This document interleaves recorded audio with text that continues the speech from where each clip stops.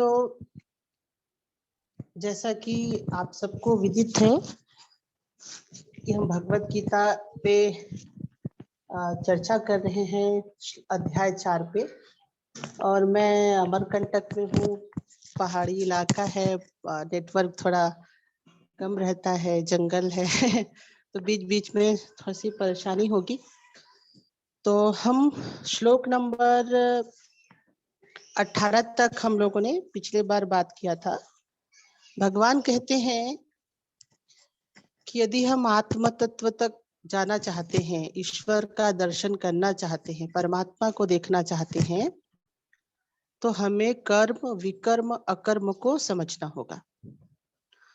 और इन तीनों को क्यों समझना होगा? इसी कारण समझना होगा क्योंकि यदि हम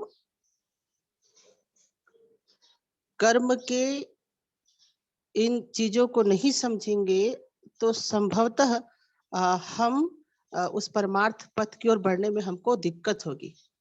बहुत सिंपल सा फंडा है, बहुत सिंपल सा थ्योरी है, सिद्धांत है। यदि हमारा मन बहुत चंचल रहेगा, चित्त में विक्षेप रहेंगे, चित्त आंदोलित रहेगा, तो कभी भी हम अपने आत्म तत्व को नहीं देख पाएंगे। एकदम सिंपल बात। आपके चित्त में अशांति है, आपके चित्त में परेशानी है, द्वंद्व है, आंदोलन है, तो आप आत्म तत्व का दर्शन नहीं कर पाएंगे। अब आप सोचिए कि चित्त में आंदोलन कब होता है, चित्त में विक्षेप कब आता है, चित्त में चंचलता कब आती है? चित्त में चंचलता, विक्षेप, आंदोलन कर्म के कारण आता है। यदि हमारा कर्म सात्विक है, यदि हमारा कर्म सहज है, तो मन और चित्त शांत रहेगा।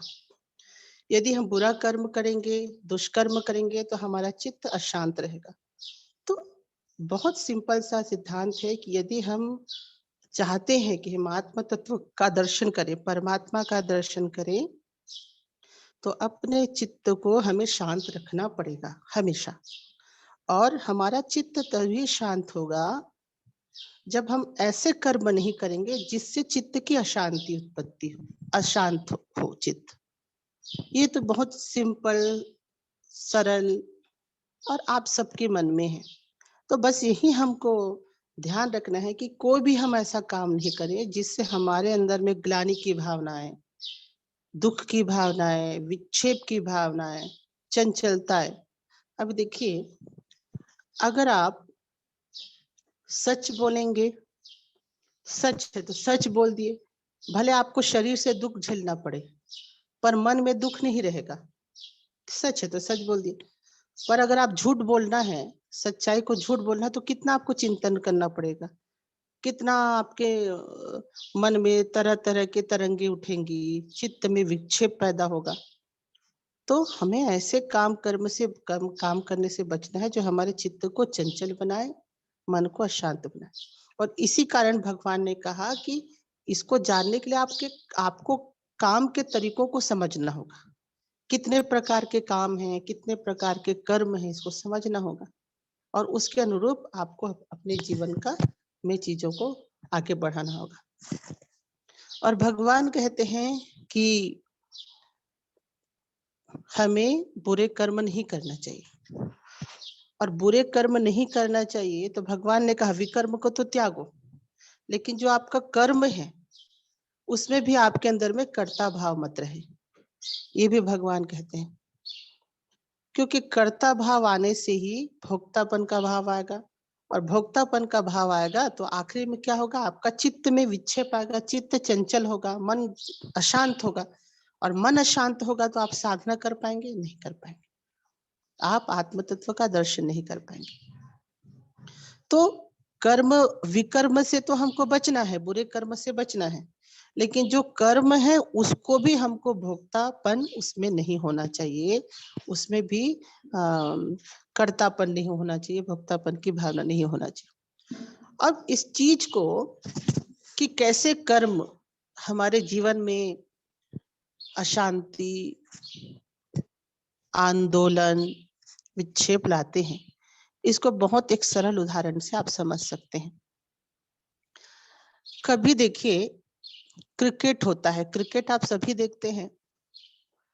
क्रिकेट मैच का आयोजन हो रहा है और उसके दो टीम हैं, एक है भारत और एक है पाकिस्तान। अब भारत और पाकिस्तान का उदाहरण इसी कारण दे रहे हैं क्योंकि इससे ज्यादा आपको चीजें समझ आएंगी, क्योंकि आप जानते हैं कि भारत और पाकिस्तान का जब क्रिकेट होता है तो चीजें किस तरीके से लोग उसको देखते हैं। तो एक क्रिकेट का स्टेडियम है, उस स्टेडियम में दो देशों का मैच हो रहा है, क्रिकेट मैच, एक भारत और एक पाकिस्तान। अब देखिए, जब भी क्रिकेट मैच होता है दो देशों के बीच में, तो 3 प्रकार के लोग देखने के लिए वहां पहुंचते हैं। कितने प्रकार के लोग देखने के लिए पहुंचते हैं? 3 प्रकार के। पहले जो लोग हैं वो इंडिया के लोग होते हैं, भारत के लोग होते हैं। तो भारत पाकिस्तान का मैच हुआ तो भारत के लोग क्रिकेट देखने पहुंचे। दूसरे जो लोग हैं वो होते हैं पाकिस्तान के लोग। तो जब क्रिकेट मैच हुआ तो भारत के अलावा पाकिस्तान के लोग होते हैं।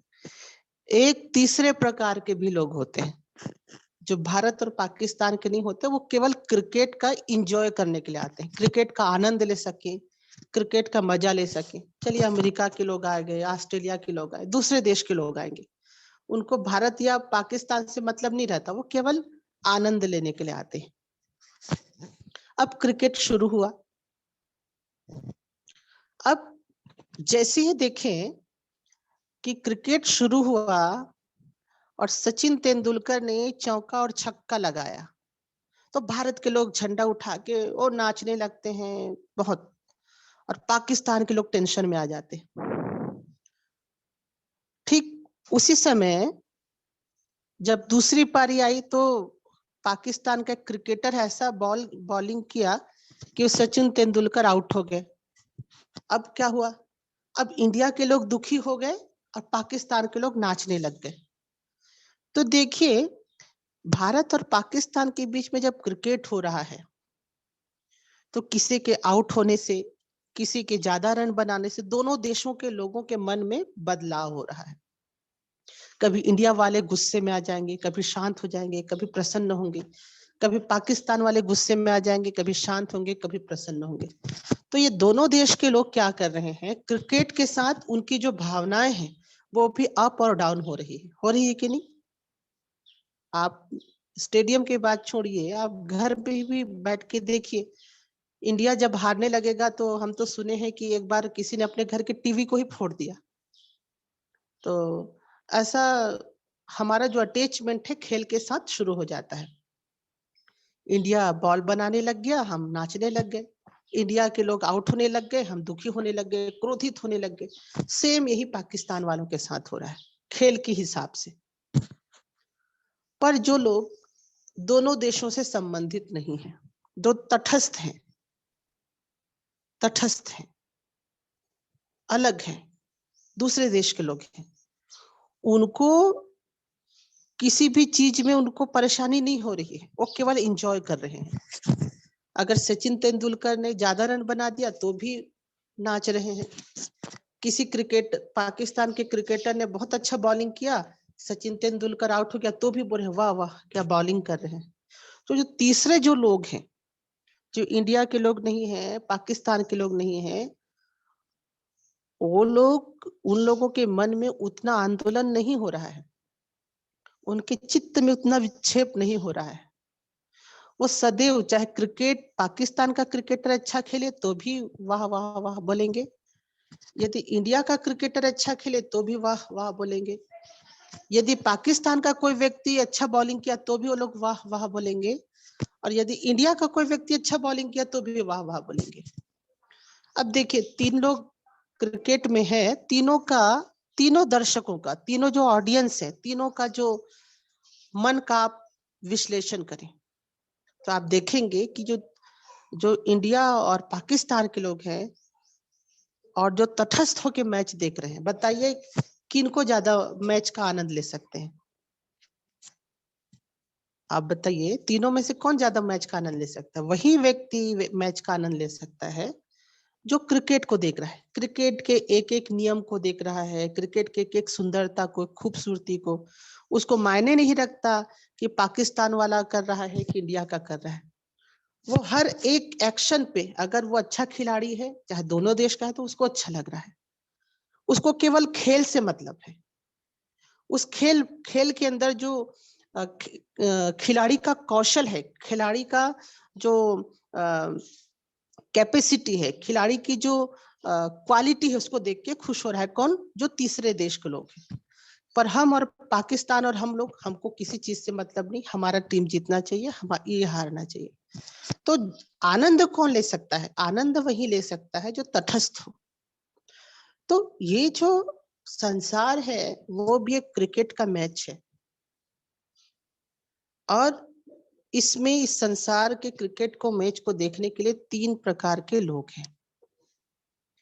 एक जो लोग हैं वो संसार के क्रिकेट के, जो 2 प्रकार के लोग हैं, वो संसार के सुख और दुख में अपने आप को इन्वॉल्व कर लेते हैं। जैसे भारत पाकिस्तान के लोग इन्वॉल्व कर लिए। और जो तीसरे लोग हैं वो अपने आप को इन्वॉल्व नहीं करते, वो तटस्थ होके संसार की सुंदरता का, संसार के आनंद का, संसार के मौज का, संसार के सुंदरता का आनंद उठाते हैं। तो भगवान भी यही कहते हैं, भगवान भी यही कहते हैं कि यदि हम संसार में आए हैं, भगवान ने हमको संसार में भेजा है, और हम इस तरीके से संसार के खेल में अपने आप को हम दिल लगा लेंगे, अपने आप को अटैच कर लेंगे, संसार के कर्म में भोक्तापन और कर्तापन, इस भावना को हम ला लेंगे, तो हम कभी भी सुख में नहीं रह सकते। या तो अति प्रसन्न होंगे या तो दुखी होंगे। छक्का लगा तो खुश हो गए, हमारा क्रिकेटर आउट हो गया तो दुखी हो गए। तो हम सुख और दुख के दोनों पड़ले में, हमारे मन में सुख और दुख, सुख और दुख, सुख और दुख आते रहेंगे। किसके हिसाब से? कर्म के हिसाब से, क्रिकेट के खेल के हिसाब से। ये क्रिकेट का खेल क्या है? ये क्रिकेट का खेल ही भोक्तापन और कर्तापन है। और अगर आप तटस्थ हो जाएंगे, तो आप इस मैच को, इस संसार का जो क्रिकेट मैच है, उसका अच्छे से आनंद ले सकते हैं। इसी कारण भगवान कहते हैं कि हमको कर्तापन और भोक्तापन की भावना से मुक्त होना है, तभी हम संसार के इस मैच का आनंद ले सकते हैं। तो भगवान कहते हैं कि जो तटस्थ हो किस मैच को देख रहे हैं, भारत या पाकिस्तान के प्रतिनिधि होके मैच को नहीं देख रहे हैं, तटस्थ होके केवल खेल की भावना से खेल को ही देख रहे हैं, उनके साथ क्या क्या होता है वो भगवान आगे 19वां नंबर श्लोक में कहते हैं। भगवान कहते हैं कि यस्य सर्वे समारंभाः काम संकल्प वर्जिताः ज्ञानाग्निदग्ध कर्माणं तम आहु पंडित बुधाः। भगवान बहुत सुंदर बात कहते हैं कि यदि कोई कर्तापन और भोक्तापन से मुक्त हो गया है, तो वो क्या होगा? भगवान कहते हैं जिस व्यक्ति के समस्त कार्य बिना किसी इच्छा और संकल्प के होते हैं। जो तीसरा जो क्रिकेट देख रहा है ना, उसकी कोई इच्छा नहीं है और कोई संकल्प नहीं है कि भारत को जीतना चाहिए कि पाकिस्तान को जीतना चाहिए, वो केवल देख रहा है, उस चीज का आनंद ले रहा है। तो जिसकी कोई इच्छा और संकल्प नहीं है, जिसके कर्म ज्ञान की अग्नि से जल गए, उसका जो कर्म है ज्ञान की अग्नि से जला हुआ है, वो कहता है कि भैया हम तो किसी देश के लिए नहीं देख रहे, हम तो केवल क्रिकेट में, जो क्रिकेट का जो खेल है, क्रिकेट के खिलाड़ियों का जो कौशल है, कैसे दौड़ रहे हैं, कैसे बॉलिंग कर रहे हैं, कितना एक्सपर्ट के साथ वो उस क्रिकेट को खेल रहे हैं, हम इसी चीज का मजा ले रहे हैं। तो ऐसा व्यक्ति करता होकर भी अकर्ता है। भले ही वो मैच देख रहा हो, भले ही क्रिकेट का मजा ले रहा हो, भले ही वो बॉलिंग का मजा ले रहा हो, बैटिंग का मजा ले रहा हो, ऐसा व्यक्ति करता होकर भी अकर्ता है। केवल एक उदाहरण था, और इसको उदाहरण की दृष्टि से ही आप समझिएगा। तो इस तरीके से हमको कर्ता भी बनना है, देखना है, संसार के खेल को देखना है, मजा लेना है, आनंद लेना है, लेकिन भारत और पाकिस्तान के लोग बन के नहीं, तटस्थ होके केवल खेल और खेल, तभी हम उस मैच का, उस खेल का, उस खिलाड़ी का हम आनंद ले सकते हैं। तो इस तरीके से भगवान फिर आगे 19वां नंबर में एक और वो भगवान बात करते हैं, त्यक्त्वा कर्म फला संगम नित्य तृप्तः निराश्रयः कर्मणि अभिप्रवृत्तः अपि न एव किंचित करोति सः। भगवान 19वां नंबर श्लोक में कहते हैं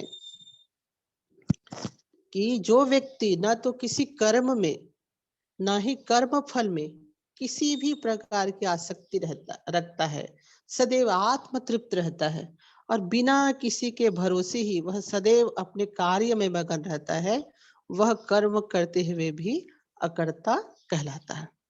तो देखिए इसमें क्या लिखा है कि न ही वो किसी कर्म में लिप्त है।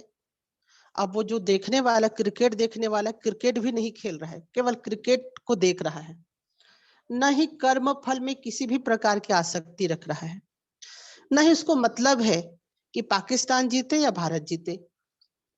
सदैव आत्म तृप्त में रहता है, वो केवल उस खेल का मजा ले रहा है।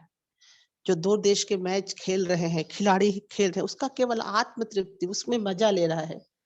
बिना किसी के भरोसे वह सदैव अपने कार्य में मगन है। किसी का भरोसा नहीं, मतलब कोई भी फल की आसक्ति नहीं है कि ये जीतना चाहिए, वो जीतना चाहिए, केवल उस खेल का मजा ले रहा है। तो भगवान क्या कहते हैं, वह कर्म करते हुए भी अकर्ता है। भले ही वो मैच देख रहा है, खेल का मजा ले रहा है, फिर भी उसके अंदर में अकर्ता की भावना है। तो ये जो केवल एग्जाम्पल है, चीज को सरलता से समझाने के लिए कि आप इसको समझ जाएं, इस तरीके से ये उदाहरण दिया गया है। इस तरीके इसको बहुत कॉन्क्रीट वे में मत लीजिएगा। इस तरीके से वो जो तीसरा तटस्थ होकर जो मैच देख रहा है उसका आनंद ले सकता है, वो उस चीज में इन्वॉल्व है, वो मैच को देख रहा है, उतना ही अच्छे से मैच को देख रहा है जितना भारत के लोग देख रहे हैं, जितना पाकिस्तान के लोग देख रहे हैं। वो भी जब चौका लगता है तो वो भी देखता होगा कि अब बॉल जा रहा है, बॉल जा रहा है, उस बाउंड्री से बॉल जा रहा है। पाकिस्तान के लोग भी देख रहे हैं, इंडिया के लोग भी देख रहे हैं, वो तीसरा भी देख रहा है। लेकिन उसमें अंतर यह है कि वो उसके साथ कर्तापन और भोक्तापन की भावना नहीं है, वो केवल खेल को खेल की दृष्टि से देख रहा है। तो इस तरीके से ये 20वां नंबर। उसके बाद भगवान 21वां नंबर पे क्या कहते हैं, 21वां नंबर पे कहते हैं, निराशीयत चित्तात्मा तत्व सर्व परिग्रह शारीरम केवलम कर्म कुर्वन् आपनोति किल्बिषम। भगवान 21वें नंबर पे कहते हैं कि जो साधक बिना किसी इच्छा के निष्काम भाव से अपने चित्त और आत्मा को वश में रखते हुए समस्त भोग संपदा का त्याग कर देता है, केवल शरीर के द्वारा कर्म करता है, उसे किसी भी प्रकार का दोष या पाप नहीं लगता। तो भगवान क्या कहते हैं कि अपने चित्त और आत्मा को वश करके समस्त भोग संपदा का त्याग करता है, भोग की भावना को, उसके मन से भोग की भावना को खत्म करता है और शरीर के द्वारा केवल काम करता है, उसे किसी भी प्रकार का दोष नहीं लगता। इसी प्रकार 22वां नंबर में भी भगवान कहते हैं कि यच्छालाभ संतुष्टः द्वन्द्वातीतः विमत्सरः समसिद्धौ असिद्धौ च कृत्वा अपि न निबध्यते। 22वें नंबर श्लोक में भी भगवान कहते हैं कि जो साधक सफलता एवं असफलता में सम रहता है, वो क्रिकेट कोई भी जीते, पाकिस्तान जीते, भारत जीते, वो सब में सम है, सुख और दुख, मान अपमान आदि द्वंद्वों में ईर्ष्या से मुक्त रहता है और संयोग से अनायासी जो भी वस्तु उसको मिलती है उससे संतुष्ट हो जाता है, वह कर्म के बंधन में नहीं बनता है। तो इसमें भी भगवान कहते हैं कि जो सफलता असफलता में सम है, सुख और दुख में सम है, मान और अपमान में आदि द्वंद्वों में द्वंद्वों में सम है, ईर्ष्या से, ईर्ष्या और द्वेष से मुक्त है। तो जो व्यक्ति जो चीज उसको मिलता है उसी से संतुष्ट रहता है, ऐसा व्यक्ति कर्म के बंधन में नहीं बनता। तो ये सारी चीजें भगवान कि किस तरीके से अकर्ता की भावना तक हमें पहुंचना है, अकर्ता की भावना हमारे जीवन में कैसे आएगी, इस बात को भगवान ये बताते हैं। तो आप सभी साधक इसके मूल तत्व को समझ गए होंगे कि कैसे यदि हम संसार के चीजों में अपना कर्तापन और भोक्तापन की भावना रखते हैं। कर्तापन मतलब मैं कर रहा हूँ, और भोक्तापन की भावना मतलब इस काम को करने के बाद मुझको ये मिलना चाहिए। ये दोनों चीजें जब तक रहेंगी तब तक अकर्तापन, अकर्म की भावना हमारे जीवन में नहीं आ पाएगी। और जीवन में जब हम आध्यात्मिक साधना की बात करते हैं, जब हम साधना करते हैं, तो इन्हीं चीजों की हमको साधना करनी है। और साधना मतलब क्या? यही चीज है कि हम संसार में जो भी कर्म करें, जैसा भी कर्म करें, उसमें हमारे अंदर भोक्तापन की भावना ना हो, कर्तापन की भावना ना हो। और यदि हम ये कर्म कर लेते हैं तो संसार के जो कर्म बंधन है वो हमको नहीं पकड़ती। तो इसी कारण भगवान कहते हैं कि बहुत सावधानी से संसार में रहना चाहिए। अब एक और उदाहरण आपको हम बताएं कि संसार में कैसा रहना चाहिए, जिसमें कर्म फल भी नहीं है, भोक्तापन की भावना भी नहीं है, कर्तापन की भावना भी नहीं है। एक नौकरानी थी, नौकरानी थी किसी अमीर घर में। तो किसी की अमीर घर में एक नौकरानी काम करती थी, और उस अमीर जो परिवार था उसका एक बच्चा था। तो नौकरानी जो है उस बच्चे का बिल्कुल ध्यान रखती थी, अपने मालकिन के बच्चे का। जब उसके मालकिन का बच्चा जब उठता था तो उसको खिलाती थी, उसको नहलाती थी, मालकिन के बच्चे को नहला देती थी, मालकिन के बच्चे को सुंदर सुंदर कपड़ा पहना देती थी। मालकिन का जब बच्चा सोता नहीं था तो अपने गोद में लेके उसको लोरी गा गा के सुनाती थी। मालकिन का बच्चा जब रोता था तो उसको चॉकलेट खिला देती थी। मालकिन का बच्चा जब कहता था कि मुझको घुमाने ले चलो, तो नौकरानी है मालकिन के बच्चों को गार्डन में घुमाने ले जाती थी। मालकिन का जब बच्चा बोलता था कि मुझको वो चाहिए, तो नौकरानी है वो उस चीज को ला के उसको देती थी। मालकिन का जब बच्चा बोलता था कि तुम मेरे लिए नाचो, तो नौकरानी उसको खुश करने के लिए नाचती थी। मालकिन का बच्चा जब बोलता था कि मुझको सोना है, तो नौकरानी उसको सुला देती थी। मालकिन का जब बच्चा बोलता था कि मेरे को क्रिकेट खेलना है, तो क्रिकेट खेलती थी। मालकिन का जब बच्चा बोलता था कि मुझको बॉल खेलना है, तो बॉल खेलती थी। अपने मालकिन के बच्चे का वो पूरी निष्ठा से, पूरे कर्तव्य के साथ, पूरे समर्पण के साथ वो सेवा करती थी। किसके? मालकिन के बच्चे का। लेकिन इस सेवा में भी उसको पता था कि उसका जो एक्चुअल बच्चा है, उसका जो एक्चुअल सही में जो बच्चा है, वो तो दूर गांव के खप्पर के घर में एक कपड़े के पालने में सो रहा है। उसको अच्छे से पता है, और उसका मन वहीं पे है। और उसको ये भी मालूम है कि मालकिन के बच्चे का मैं पालन पोषण करने से उससे जो पैसा आएगा उसको उसी बच्चे के सेवा में मुझको लगाना है, जो उसके गांव में घर में बच्चा है।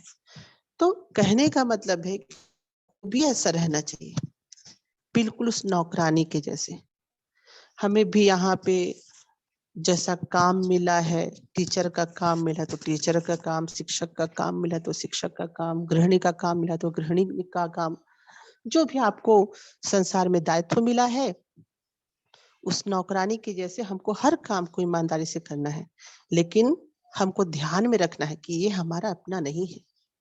जिस दिन मालकिन चाहेगी मुझको नौकरी से निकाल देगी, जिस दिन मालकिन की इच्छा हुआ वो बोलेगी आज से मत आना, तो मैं नहीं आऊंगी। बिल्कुल जीवन भी ऐसा ऐसा ही हमको इस भाव से संसार में काम करना चाहिए, रहना चाहिए कि जो भगवान ने जो हमको काम दिया है उस काम को हम निष्ठा से, ईमानदारी से करें। पर मन में हमेशा इस बात का जो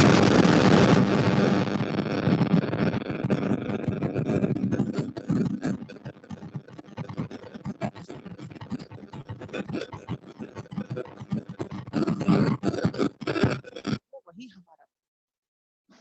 और हम तो यहाँ पे अपना नौकरी बजाने के लिए, अपना नौकरी करने के लिए हम इस शरीर में आए हैं, और शरीर में हम काम कर रहे हैं। पर हमारा जो एक्चुअल बच्चा है, जो हमारा अपना है, वो तो ये 5 कोश के बाद जो आनंदमय कोश है, उधर हमारा अपना स्वरूप है। तो इस तरीके से हमको उस नौकरानी के जैसे ही हमको रखना है। तो बहुत सावधानी से संसार में रहना चाहिए, ऐसा भगवान कहते हैं। क्योंकि संसार का यदि रस, संसार के जो संस्कार, आपके कर्म के संस्कार, कर्म फल के संस्कार यदि हमारे मन में आ जाए, हमारे चित्त में आ जाए, तो हमारे अनंत जन्मों के, अनंत जन्म का कारण बनेंगे। हम अनंत जन्मों की यात्रा में और निकल जाएंगे, हम संसार के चंगुल में फंस जाएंगे। तो इसी कारण तो हमें बहुत सावधानी के साथ चिंतन करना चाहिए, विवेक से, सदविवेक से हमको चिंतन यही करना चाहिए कि इस दुनिया में हमारा कोई अपना नहीं है, हमारा सब पराए हैं, सबसे हमको प्रेम करना है, पर आसक्ति हमको नहीं रखना है। तो यदि हम इस तरीके का चिंतन करते हुए, इस तरीके के भाव से यदि हम जीते हैं, काम करते हैं, तो कभी भी कर्म फल का जो बंधन है हमको नहीं पकड़ेगा। कटहल आप सभी खाते हैं ना, कटहल का पौधा, कटहल का, जिसको कटहल भी बोलते हैं, कहीं पे फनस भी बोलते हैं, इतना बड़ा होता है। और जब आप उसको काटोगे तो उसका दूध, जो दूध होता है, उसका जो मिल्क होता है कटहल के फल का, आपके हाथ में चिपक जाता है, इतना चिपकता है कि उसको निकालना मुश्किल होता है।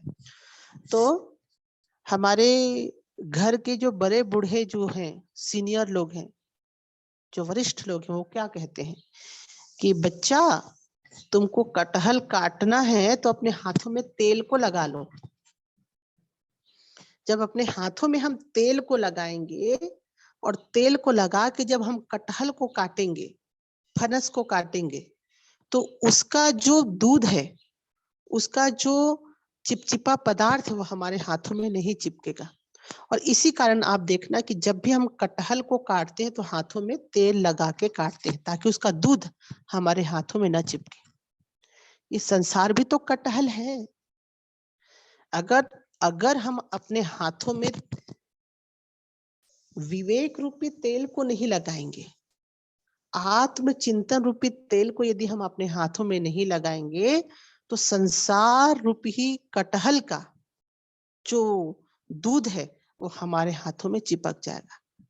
इस कारण संसार रूपी कटहल के दूध से अपने हाथों को बचाने के लिए, अपने हाथों में हमको आत्मचिंतन का तेल लगाना पड़ेगा, सद्विवेक, सद्बुद्धि का तेल लगाना होगा। और सद्विवेक, सद्बुद्धि, आत्म तत्व, आत्मचिंतन का तेल लगाकर जब हम संसार रूपी कटहल को काटेंगे, संसार रूपी कटहल को जब हम काटेंगे, तो संसार रूपी कटहल का जो दूध है, जो कि कर्म फल है, कर्म फल रूपी जो दूध है, वो हमारे हाथों पे नहीं चिपकेगा, वो हमारे हाथों पे नहीं चिपकेगा, कटहल रूपी संसार का जो दूध है। क्यों? क्योंकि हमने अपने हाथों पे किसका तेल लगा लिया है? हमने अपने हाथों पे तेल लगा लिया है आत्म तत्व के चिंतन का। हमने अपने हाथों पे तेल लगा लिया है सद्विवेक का, सद्बुद्धि का। तो यदि हम सद्विवेक, सद्बुद्धि रूपी तेल को हाथों में लगाएंगे, तो संसार रूपी कटहल का कर्म फल रूपी जो दूध है हमारे हाथों पे नहीं चिपकेगा। इसी कारण भगवान बार बार कहते हैं कि इस कटहल को बहुत सावधानी से काटना है, ताकि आपके भोक्तापन और कर्तापन की भावना आपके अंदर में मत आए। तो यही सावधानी क्या है? हमको सतत चिंतन करना है, सतत विचार करना है कि हमारा स्वरूप, हम आत्म तत्व हैं, हम निर्विकार हैं, हम सर्वव्यापी हैं, हम विभु हैं, हम अव्यय हैं। ये जो सारा जो गुण भगवान ने भगवद गीता के अध्याय 2 में बताया है, इसका हमें सदैव चिंतन करते रहना चाहिए। और जब हम इसका चिंतन करेंगे, बार बार चिंतन करेंगे, ये जो चिंतन है हमारे जीवन में बहने लगेगा, हमारे धमनियों और शिराओं में जब प्रवाहित होने लगेगा, तो हम कर्म फल और कर्तापन की भावना से मुक्त होंगे। जब हम समझेंगे कि हम तो आत्मा हैं सॉरी, जब हम समझेंगे कि हम आत्मा हैं, तो एक मिनट।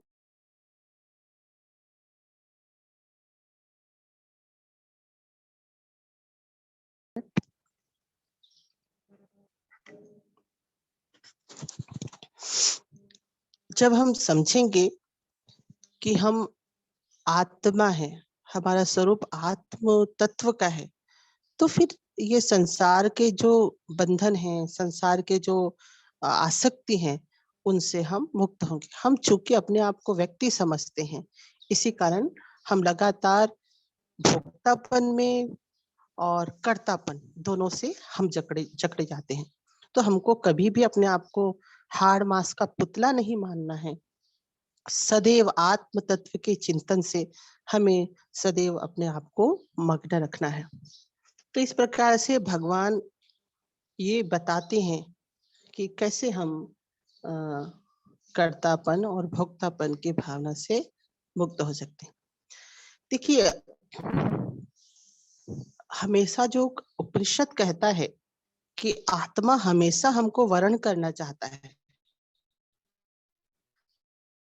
स्वरूप है, हमेशा हमको प्रेम करना चाहता है, आत्म स्वरूप हमको वर्ण करना चाहता है, हम आत्म स्वरूप हम जागृत होना चाहता है, पर हम ही विभिन्न कई जन्म जन्मांतर के प्रारब्ध संचित कर्मों से लदे पड़े हैं, और इसी कारण जो हमारा आत्म स्वरूप है वो हमको वर्ण नहीं कर पाता।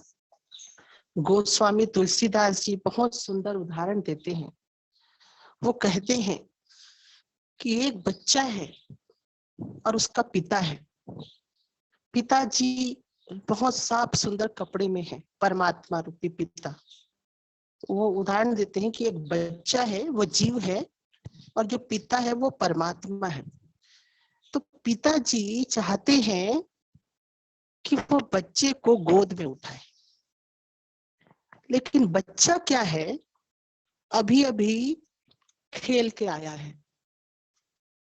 बच्चे इतना खेल के आया है कीचड़ में, धूल में, कि बच्चे के शरीर में कीचड़ और धूल लगा हुआ है, और बच्चा रो रहा है कि पिताजी मुझे प्यार करो, पिताजी मुझको गोद में उठा लो।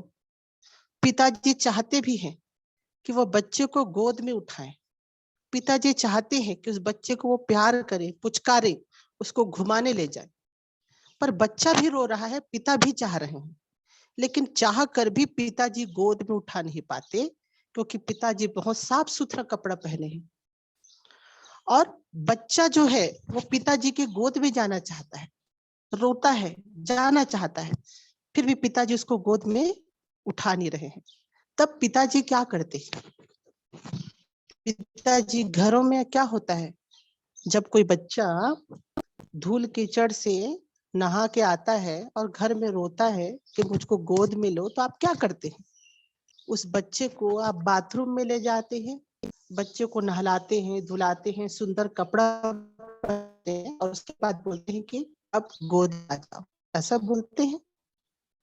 तो पिताजी भी देखते हैं कि बच्चा रो रहा है गोद में आने के लिए, तो वो बच्चे के माँ को कहते हैं कि सुनो, ये जो बच्चा है मेरे गोद में आना चाहता है, अभी अभी खेल के आया है, धूल है, कीचड़ से सना हुआ है, धूल से सना हुआ है, इसको जरा साफ सुथरा कर दो। और जो माँ है उस बच्चे को नहाती है, धुलाती है, सुंदर कपड़ा पहनाती है, फिर पिताजी है इसको गोद में उठा लेते हैं। तो तुलसीदास जी कहते हैं कि जो पिताजी है वो परमात्मा है, और ये जो बच्चा है जो धूल और कीचड़ से सना हुआ है, खेल के आए हो, ये जीव है। और जो माँ है जो बच्चे को नहलाती है वो क्या है? वो कहते हैं वह है भक्ति। तो भक्ति रूपी माता जब बच्चे के कीचड़ को साफ और सुथरा करती है, तो जो पिताजी हैं उस बच्चे को उठा के अपनी गोद में रख लेते हैं। तो तुलसीदास जी क्या कहते हैं? तुलसीदास जी कहते हैं कि हमको भक्ति के जल से नहाना होगा, अपने कीचड़ को साफ करना होगा। जो अनंत कीचड़ मतलब क्या? जो इतने जन्म जन्मांतर के कर्म है ना, जिसको भगवान कहते हैं विकर्म और कर्म, तो इन सब का जो फल है वो हमारे साथ चिपका हुआ है। इसी कारण परमात्मा चाह के भी हमको गोद में उठा नहीं पा रहे हैं। तब इसी कारण हमें कर्म फल के बंधन से मुक्त होना है। हमें कोशिश करना है कि नए कर्म फल हमारे साथ न चिपके। हमें कोशिश करना है कि ज्यादा संस्कार हमारे चित्त पे न पड़े, और इसके लिए हमें हमेशा अकर्तापन की भावना की साधना करना है। हमें अपने कर्म में भोक्तापन की भावना नहीं रखना है, और न ही हमको अपने कर्म में कर्तापन की भावना रखना है। तो ये बहुत सिंपल सा मार्ग है, बहुत सिंपल सा सूत्र है, पर हमारे साथ प्रॉब्लम ये होता है कि हम इसको जीवन में, व्यवहार में इसको नहीं लाते। सदा कर्म फल और भोक्तापन की भावना से, कर्तापन की भावना से हम कर्म को करते रहते हैं, और इसी कीचड़ और धूल से सने होते हैं, और पुकारते हैं भगवान को कि हमको गोद में उठा लो, लेकिन भगवान तो उठाएंगे नहीं, क्योंकि आप कीचड़ और धूल से सने हुए हो। तो हमको जरूरी है कि हम बहुत सावधानी से रहें, इतनी सावधानी से रहें कि संसार रूपी कीचड़ और धूल हमारे कपड़ों पे मत पड़े। हमारे ये कपड़ा क्या है? चित्त है। हमारे चित्त पे संसार रूपी धूल और कीचड़ नहीं होना चाहिए, और इसी कारण हमको सावधानी से जीना चाहिए। कई बार, एक बार किसी महात्मा ने कहा था कि आध्यात्मिक जीवन को छुरस्य धारा कहा था, छुरे में चलने वाली धारा। जैसे कि कोई चाकू है ना, तो चाकू में आप चलेंगे तो थोड़ा सा भी चूके वो छुरा आपको लग जाएगा। तो आध्यात्मिक जीवन पे बहुत छुरस्य धारा है, बहुत सावधानी से हमको चलना पड़ता है, बहुत सावधानी। थोड़ा सा भी गड़बड़ हुआ कि हम पतित हो जाते हैं। तो हमको सावधानी से इस मार्ग की ओर बढ़ना है, सावधानी से हमको चलना है कि हम कर्तापन और भोक्तापन की भावना से दूर हो पाए। तो भगवान ने कहा कि कर्तापन और भोक्तापन की भावना से कैसे दूर होंगे, कैसे हम कर्तापन और भोक्तापन की भावना से बच सकते हैं? कर्म तो हम सब करते हैं। तो भगवान ने क्या कहा कि भगवान ने कहा कि 2 प्रकार की निष्ठा, 2 प्रकार के मार्ग मेरे द्वारा बताए गए हैं। अगर आपको कर्तापन अपने जीवन से हटाना है और भोक्तापन अपने जीवन से हटाना है, तो भगवान ने कहा कि मुख्य रूप से 2 मार्ग हैं। पहला जो मार्ग है वो हृदय से शुरू होता है, हृदय से, जिसको हम भक्ति या श्रद्धा कहते हैं। दूसरा जो मार्ग है वो बुद्धि से शुरू होता है, जो आत्म तत्व चिंतन या विवेक का मार्ग है, ज्ञान का मार्ग है। तो जो भी मार्ग आपको पसंद आता है उस मार्ग को आप चुन लीजिए। यदि आप हृदय का मार्ग चुनेंगे तो भी आपके जीवन में भोक्तापन और कर्तापन की भावना चली जाएगी। यदि आप बुद्धि का मार्ग चुनेंगे, विवेक का मार्ग चुनेंगे, ज्ञान का मार्ग चुनेंगे, तो भी आपके जीवन से ज्ञान, भोक्तापन और कर्तापन की भावना चली जाएगी। अब कैसे? तो ज्ञान का मार्ग क्या बताता है कि हमको हमेशा चिंतन करना है, हमेशा चिंतन, आत्म तत्व का चिंतन करना है कि मैं आत्मा हूँ, मैं सर्वव्यापी हूँ, मैं अजह हूँ, मैं विभु हूँ, मैं निराकार हूँ, मैं आत्मा हूँ। इसका आपको सदैव चिंतन करना है। मेरा यहाँ कोई नहीं है, सब कुछ मेरा है, मैं सर्वत्र फैला हुआ हूँ, सब जगह में ही व्याप्त हूँ। इन पेड़ों में, इन पौधों में, इस कंकड़ में, इस धूल में, इस आकाश में, इस नभ में, सब तरफ केवल मैं ही मैं हूँ। मेरे अतिरिक्त इस ब्रह्मांड में कोई नहीं है। मैं ही तो ब्रह्मांड हूँ, मैं ही तो सब जगह फैला हुआ हूँ। ऐसा आत्म तत्व का चिंतन हमको करना है। और जो दूसरा मार्ग है वह है हृदय का मार्ग। इसमें क्या होगा? ये इसमें भक्ति और श्रद्धा है। इसका चिंतन कैसा होता है? इस सब मेरे इष्ट देव के, इष्ट देव ही मेरा सब कुछ कर रहा है। मेरे आराध्य ही तो संसार के कर्मों को रच रहे हैं, मेरे आराध्य ही तो संसार के कर्मों के फलों को बना रहे हैं। मैं जो भी कर्म कर रहा हूँ मैं अपने आराध्य और इष्ट के लिए कर रहा हूँ। मैं जो सो रहा हूँ वो भी मेरे आराध्य इष्ट के लिए सो रहा हूँ। मैं जो उठ रहा हूँ मेरे आराध्य और इष्ट के लिए मैं उठ रहा हूँ। मैं जो खा रहा हूँ, मैं जो सूंघ रहा हूँ, मैं जो देख रहा हूँ, मैं जो सो रहा हूँ, मैं जो बैठ रहा हूँ, वो सारा कर्म मेरे आराध्य और इष्ट के लिए, चाहे वो राम हो, चाहे कृष्ण हो, चाहे जीसस हो, चाहे अल्लाह हो। यह है भक्ति और श्रद्धा का मार्ग। आपको जो मार्ग अच्छा लगता है आप चुन लीजिए। आपको लगता है कि मैं बौद्धिक हूँ, बुद्धि विचार से इस मार्ग में जाऊं, सदैव आत्म तत्व का चिंतन कीजिए। मैं ही सब जगह व्याप्त हूँ, मैं ही सब लोगों के मुख से खा रहा हूँ, मैं ही सब लोगों के मुख से पा रहा हूँ। और यदि आपको भक्ति का लाइन पसंद है, भक्ति का मार्ग पसंद है, तो आप भक्ति के मार्ग में जाइए कि सब कुछ राम जी का है, राम जी मेरे हैं, राम जी के लिए करना है, राम जी का ही तो सब कुछ है। तो ये ज्ञान और भक्ति, अगर इस मार्ग में हम यथार्थ रूप से पूरी ईमानदारी के साथ, पूरी निष्ठा के साथ साधना करते हैं, तो हमारे जीवन में भोक्तापन की भावना चली जाएगी, कर्तापन की भी भावना चली जाएगी। क्योंकि अगर मैं आत्मा हूं तो ना मैं भोगता हूं ना करता हूं। और दूसरा, भक्ति में अगर सब कुछ मेरे राम और कृष्ण का है, शिव का है, माँ का है, तो फिर मेरा तो कुछ नहीं है, उनका ही है, गुरु का है, मेरे गुरु का ही सब कुछ है। तो भक्ति का मार्ग है। तो मैंने कहा कि भगवान ने दो प्रकार का मार्ग बताया है। एक मार्ग आपके हृदय से जाता है, एक मार्ग आपके विवेक और बुद्धि से जाता है। जो मार्ग आप पसंद है उस मार्ग को आप चयन कर लीजिए और अपने स्वरूप का हमेशा चिंतन कीजिए।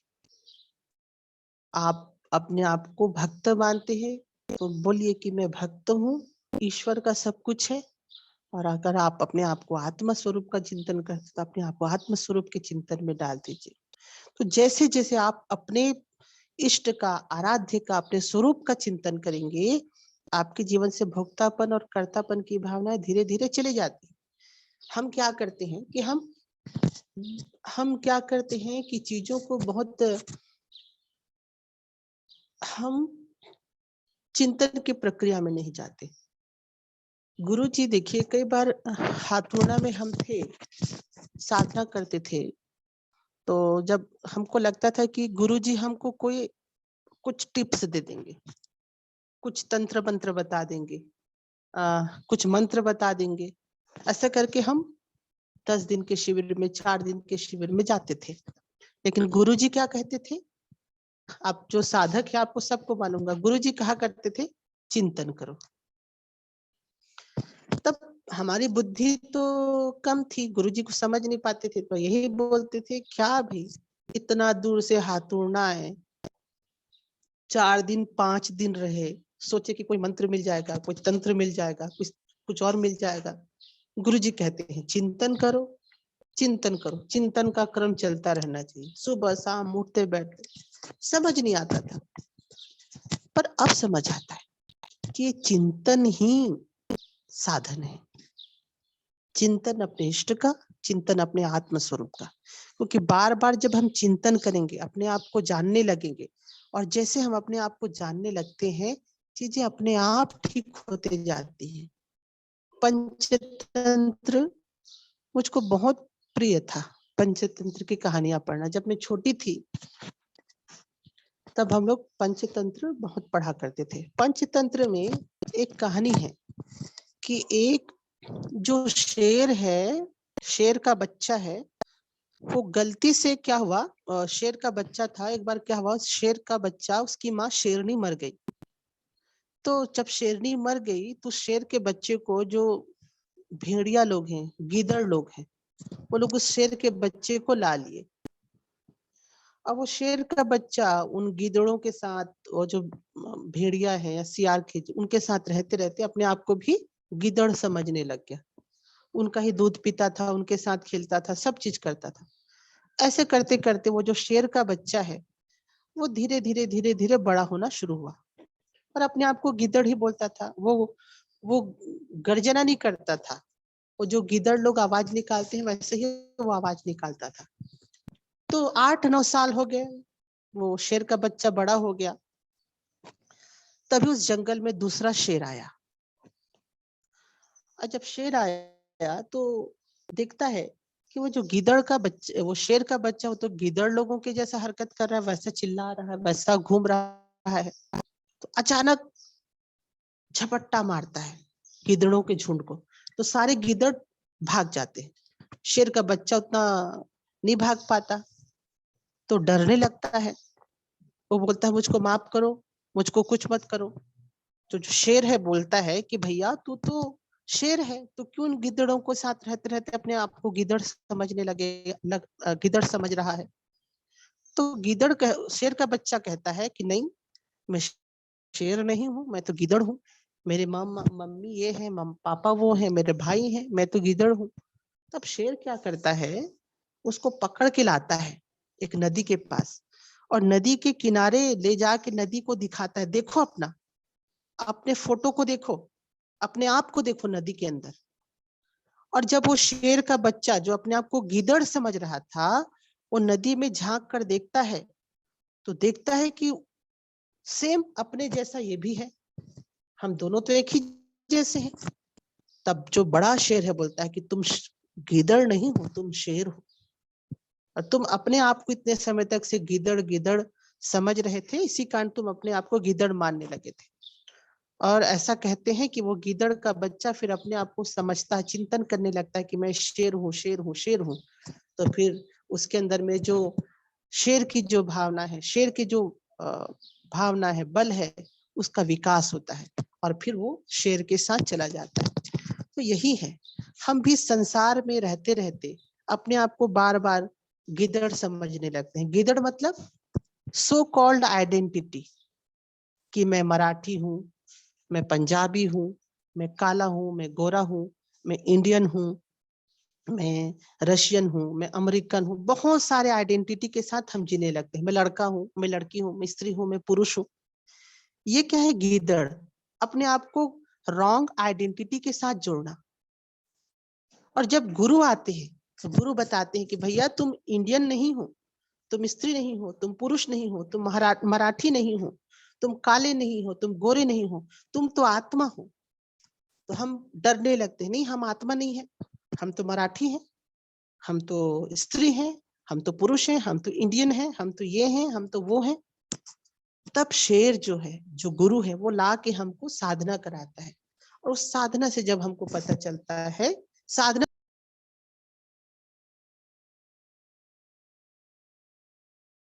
मतलब आत्मचिंतन कराता है, तब हमको पता चलता है कि भैया अब तक तुम्हें झूठे पहचान के साथ जी रहा था, अपने आप को पंजाबी, मराठी, बंगाली मान रहा था, अपने आप को इंडियन, अमेरिकन, रशियन मान रहा था, अपने आप को स्त्री पुरुष मान रहा था।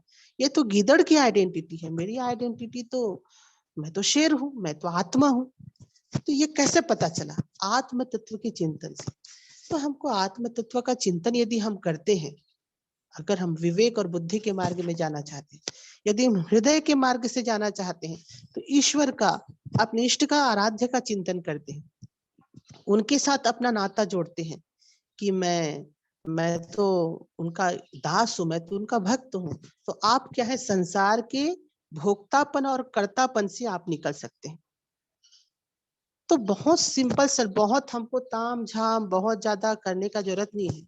आप देखिए, अगर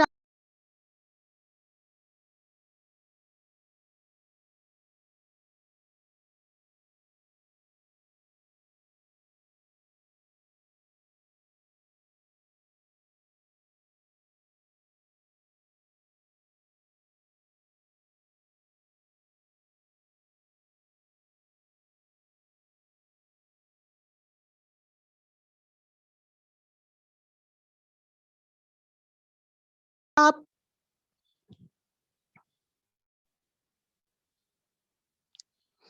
पश्चिम दिशा को छोड़ना है, तो आपको पूर्व दिशा की ओर जाना होगा।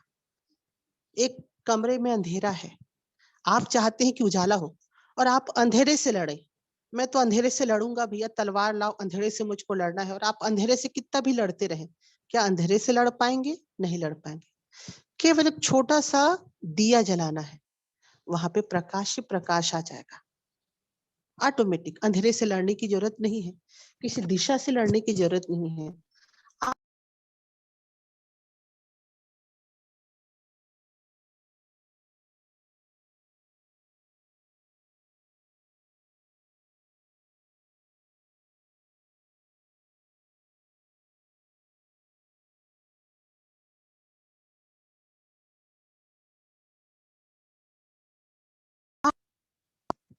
यदि हम कर्तापन और भोक्तापन की भावना से दूर होना चाहते हैं, तो हमको कोई बहुत बड़ा काम नहीं करना है, बहुत ज्यादा टेंशन नहीं लेना है। केवल आत्म तत्व का चिंतन करना है, ईश्वर का चिंतन करना है। ऑटोमेटिक जब हम उस भाव के साथ घुलते जाएंगे ना, ऑटोमेटिक जो चीजें हैं सहज होते जाएंगी। हमको पूर्व दिशा की ओर जाना है तो पश्चिम दिशा की ओर लड़ना नहीं है, पूर्व की ओर बढ़ना है, पश्चिम दिशा ऑटोमेटिक छूट जाएगी।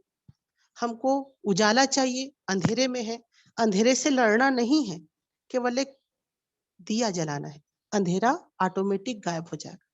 तो यदि आपको अपने जीवन से कर्तापन और भोक्तापन की भावना से मुक्त होना है, तो या तो भक्ति का पथ या तो ज्ञान का पथ, इन दोनों मार्गों में से एक मार्ग को आप यदि पकड़ लें तो, और उसकी साधना आप करें आत्म तत्व के चिंतन का या ईश्वर के साथ अपने अनन्य संबंध का,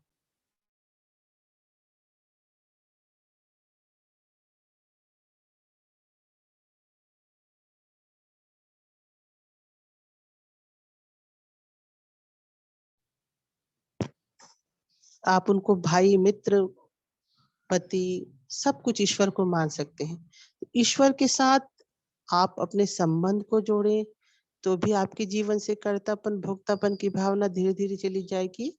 या फिर आप आत्म तत्व का चिंतन लगातार सतत करते रहे तो भी जीवन से भोक्तापन और कर्तापन की भावना चली जाएगी। हमको लड़ना नहीं है, अपने साधना में अनवरत हमको डूबे रहना है। पर इतना छोटी सी साधना है, छोटी सी साधना है, पर हम नहीं कर पाते। हम ग्रंथों को पढ़ेंगे, हम तर्क करेंगे, अपने बुद्धि को हम इतना सोचेंगे कि वो फट जाएगा। कुछ नहीं करना है, केवल आगे बढ़ते चलना है। पीछे का चीज ऑटोमेटिक छूटते जाएगा। केवल पूर्व दिशा की ओर बढ़ना है, पश्चिम छूट जाएगा। केवल आत्म तत्व का चिंतन करना है, अपने इष्ट का चिंतन करना है, और चीजें ऑटोमेटिक स्वतः ही घटित होना शुरू हो जाएंगी। इसी कारण आप देखिएगा बहुत सारी जो साधनाएं होती हैं, अधिकतर साधनाएं चिंतन करने की होती है। चाहे मुस्लिम में जाइए, चाहे क्रिश्चियनिटी में जाइए, चाहे बौद्धिज्म में जाइए, चाहे इस्लाम में जाइए, चाहे हिंदुइज्म में जाइए, आपको पर्टिकुलर कोई कोई एक चीज को बार बार चिंतन करने के लिए बोला जाता है। आप इसका चिंतन कीजिए और आप देखते हैं चिंतन करते करते करते करते वो चीजें आपके समक्ष दिखने लगती हैं, आपके समक्ष वो चीजें चलने लगती हैं। जब आत्म स्वरूप का आपको ज्ञान होगा, आत्म स्वरूप का जब भान होगा, तो चीजें स्वतः ही छूट जाएंगी। हमको अलग से छोड़ने के लिए बहुत परिश्रम करने की जरूरत नहीं है। जैसे मैंने कहा ना कि घाव हो जाता है, कच्चा घाव है, और कच्चा घाव को आप उसके पपड़ी को निकालना चाहें तो पपड़ी को अगर आप निकालेंगे तो और भी वो घाव फैल जाएगा। लेकिन जब पपड़ी सूख जाती है तब वो ऑटोमेटिक झड़ के निकल जाता है। तो जब हम आत्म तत्व का चिंतन करते हैं, ईश्वर का चिंतन करते हैं, ईश्वर के साथ अपने संबंध को बढ़ाते हैं, तो जीवन में ऑटोमेटिक कर्तापन और भोक्तापन की भावना खत्म होती जाती है। तो इस तरीके से गीता के ये सिद्धांत थे। हमने आज ये सीखा कि हर कर्म को बहुत सावधानी से हमको करना चाहिए, क्योंकि हर कर्म का जो फल है संस्कार के रूप में हमारे चित्त में जमा होते जाता है। तो इस कर्म को जानना है, विकर्म जानना है, अकर्म को जानना है। तो आपने मुझे बहुत शांति से धीरता के आज साथ सुना, और प्रार्थना के साथ आज के इस सत्र का हम समापन करते हैं।